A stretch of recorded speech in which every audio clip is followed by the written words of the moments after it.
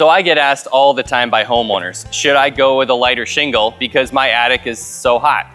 And my answer to them is it really doesn't matter for the shingle color, because honestly you can go with a white shingle versus a black shingle. The temperature may be 1 to 2 degrees off, but when it's 90 degrees outside and your attic is 110 or 120 degrees versus 118 versus 119, it all feels the same. So no, the shingle color is not going to actually affect your attic temperature. And the reason why is because the asphalt shingles, they're all made the same way, right? Okay, so even though the color of the granules is different, ambiently, that white shingle has black asphalt, which is going to absorb so much of that heat. So there's not really a huge difference between a white shingle versus a black shingle.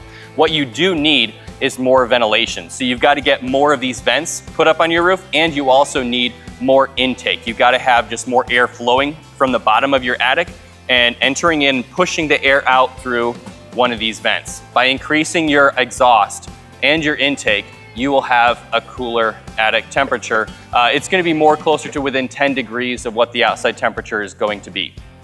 This does open up a whole can of worms, but then if you want ideally your attic to be within 10 degrees of the outside temperature, well, then you do need insulation so that your house temperature is not interacting with your attic temperature, and that's your buffer to prevent ice damming as well as sweating in the summertime.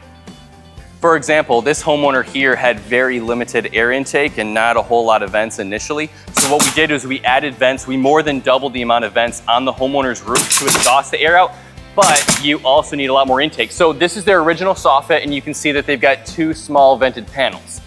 Not a whole lot. So let me show you what we're actually doing.